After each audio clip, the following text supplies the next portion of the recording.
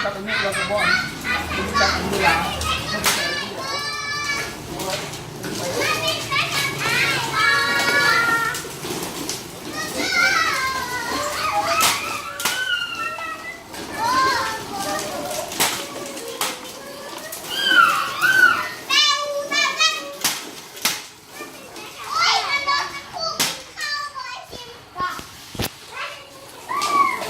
มื้อนี้วันที่30 เดือน 1 ปี 2019เนาะ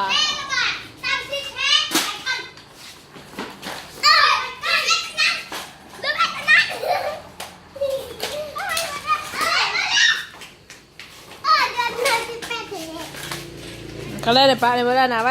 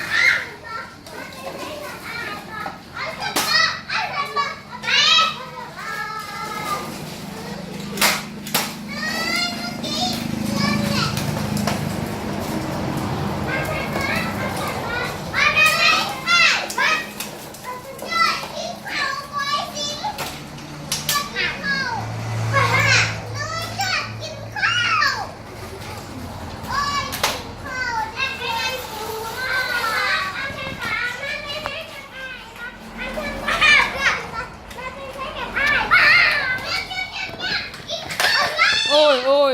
อ้ยบ่นี่นะเป็นยังไงบ่เจ้าซื้อยังนี่ซื้อค่อย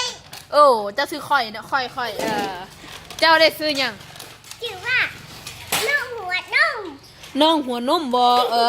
เดี๋ยวถามผู้ชายเบิ่งผู้ชายซื้อยัง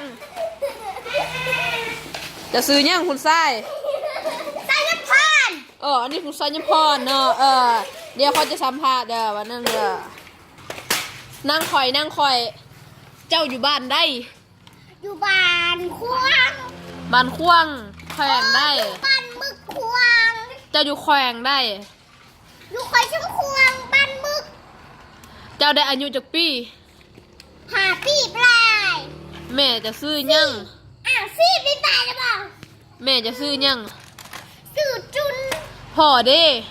แพงพ่อจะซื้อแพงเนาะเด้อ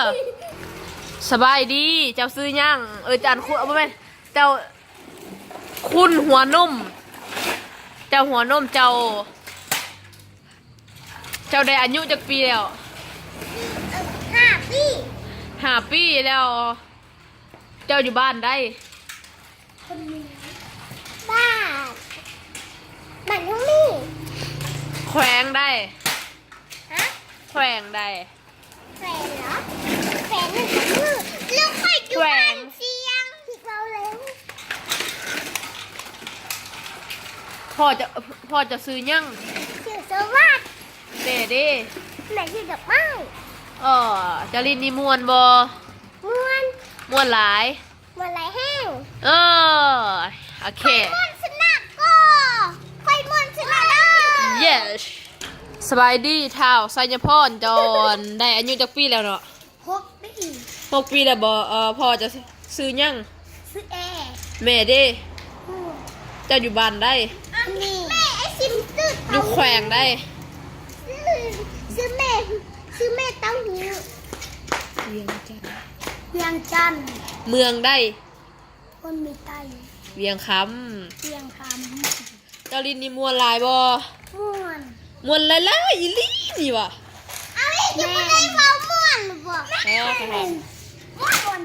ม่วนอีหลีนี่เจ้าลินนี่ม่วนหลายบ่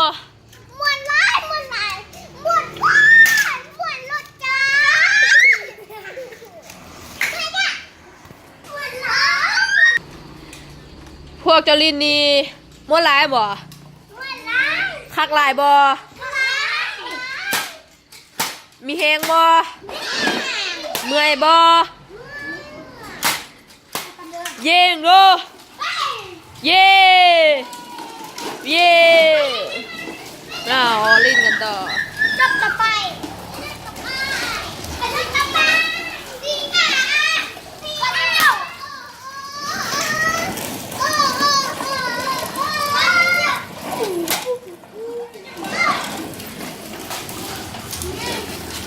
นี่คือคุณแม่นะ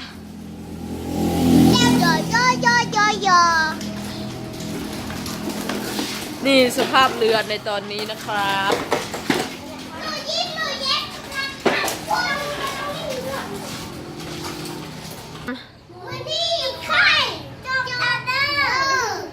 จบคลิปเนาะว่าเป็นจบแล้วเด้อ ขอจบคลิปซ้ำนี่บายบายบายบายบายบาย